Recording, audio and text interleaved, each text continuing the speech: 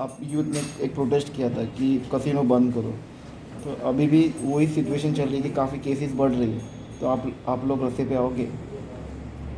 अगर सरकार अगर सुन नहीं रही, देखो Fail हो गई। ये सरकार, this government is a big failure. सरकार ने आज तक किसी की सुनी नहीं और कुछ किया नहीं है। हमने कैसीनो, जब हमें पता चला कि एक कैसीनो पे वर्ल्ड्स बिगेस्ट पोकर फेस्टिवल उधर ऑर्गेनाइज कर रहा है, तो हमने एक बड़ा मोर्चा लेके उसको अपोज किया था। सरकार को हमने मेमोरेंडम दिया था कि तुरंत इसको बंद किया जाए, क्योंकि पूरे दुनिया के लोग वहां आने वाले थे। वो प्रोटेस्ट करके, मेमोरेंडम दे के, सबको लेटर्स करके भी गवर्नमेंट ने कुछ एक्शन नहीं लिया। सो आज पूरा सिचुएशन है, वो आज उधर रिपीट हो रहा है। सो गवर्नमेंट ने तुरंत इसमें इंटरवीन करके ये सब बंद करना चाहिए। गोवा के लोगों का लाइफ का सवाल है, और 1 महीने में चुनाव है। जो फर्स्ट और सेकेंड वेव में जो 3,500 लोग मरे थे, गोवा के लोग अभी ये भूले नहीं है।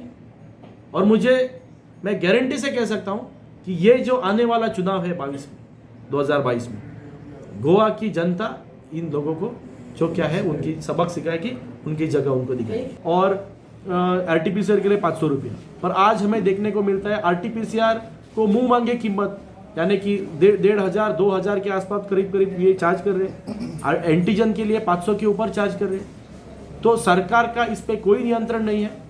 तो इमीडिएटली ये सरकार ने एक तो ये नियंत्रण में लाना चाहिए, जो नहीं फॉलो कर रहे उनका लाइसेंस भी सस्पेंड करना चाहिए, ये हमारी मांग। वरद आपने इसने कैसीनो के ऊपर भी विषय आया था कि कैसीनो 50% नहीं चल रहा है, पूरा 50% के ऊपर जा रहा है बहुत उसके ऊपर, तो उसके ऊपर कुछ आप एक्शन वगैरह लेंगे क्या? ये जो सरकार ने एक सरकार से ऑर्डर निकली थी, उसमें लिखा था कि कैसीनोज 50% में ऑपरेट करना चाहिए।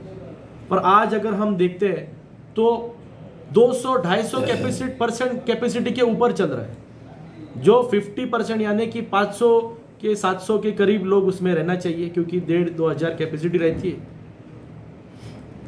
तो आज हमें देखने को मिलता है कि 250 के ऊपर कैपेसिटी में आज उधर कैसीनो ऑपरेट हो रहे हैं। तो उसके ऊपर कुछ एक्शन लेंगे आप?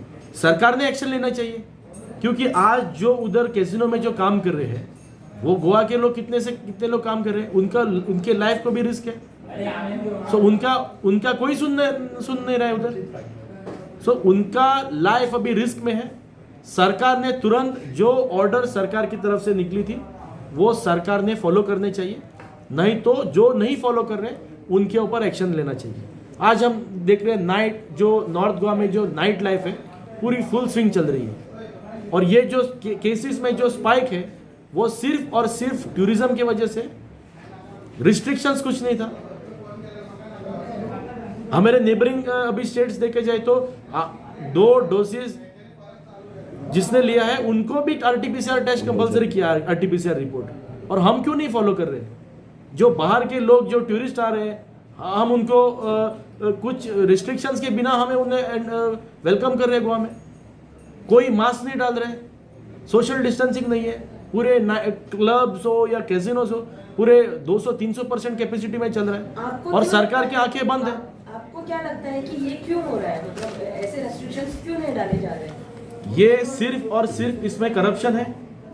मैं वापस बोल रहा हूं कि गोवा के मुख्यमंत्री ने ये स्टेटमेंट किया था कि इस बार गोवा में सनबर्न नहीं होगा। ये कैटेगोरिकल मीडिया को चीफ मिनिस्टर ने बोला था। 27, 28, 29 को वागातोर अंजुना में सनबर्न हो गया। उसमें करीब 10 से 12 हज़ार लोग डेली थे। स्टेट को भी कुछ रेवेन्यू नहीं मिला, क्योंकि वो जो परमिशन लिया था वो किसी एक प्राइवेट आदमी ने लिया था, प्राइवेट पार्टी के लिए लिया था।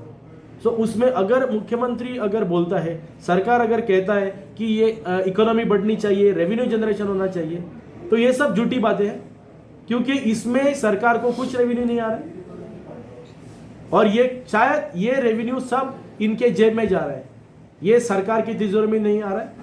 और उसके ऊपर गोवा के लोगों के आज जो राइजिंग केसेस के बारे में आपको क्या कहना है?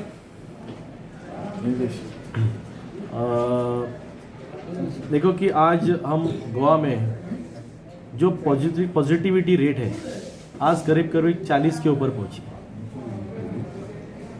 आज 3145 लोग आज पॉजिटिव हैं। सो इतना केसेस जो आज राइज हमें दिख रहा है वो सिर्फ और सिर्फ सरकार की वजह से है। जो रिस्ट्रिक्शंस जो डालना था, जो रूल्स फ्रेम करने थे, वो सरकार ने कुछ नहीं किया। हमने देखा कि जो पॉजिटिविटी रेट करीब करीब 5 के नीचे था तो आज वो हमें 40 के ऊपर देखना पड़ा, which is the highest in the country. Goa में जो पॉजिटिविटी रेट है वो पूरे इंडिया में सबसे हाईएस्ट है। और इसके लिए जो रिस्ट्रिक्शन सरकार ने उस टाइम यानी दिसंबर 26 के बाद जो टूरिज्म सीज़न चालू हुआ, जो हमने देखा कि हमारे नेबरिंग स्टेट्स कर्नाटका हो या महाराष्ट्र हो, उन्होंने कर्फ्यू लगा दिया, रिस्ट्रिक्शंस डाले, पर हमारे गोवा सरकार ने कुछ नहीं किया। उसकी वजह से आज ये जो हमें पॉजिटिविटी रेट देखने को मिलती है। और आज अगर पूछा जाए तो सरकार जो थर्ड वेव जो आ रही है, जो ऑलरेडी आ चुकी है, उसके लिए आज प्रिपेयर्ड भी नहीं है। सरकारी अस्पतालों में जीएमसी हो, more than 200 staff have been tested positive for COVID. करीब करीब 50 डॉक्टर्स पॉजिटिव हुए हैं। और जितने डॉक्टर्स जीएमसी में अपॉइंटमेंट जितने करना चाहिए था, वो उतने डॉक्टर्स अभी अपॉइंट नहीं किए हैं। सो उसका असर हमें आने वाले दिन में पता चलेगा। पूरा जो गोवा के केसेस है वो जीएमसी के गोवा मेडिकल कॉलेज के सुपर स्पेशलिटी ब्लॉक में एडमिट किए जा रहे हैं।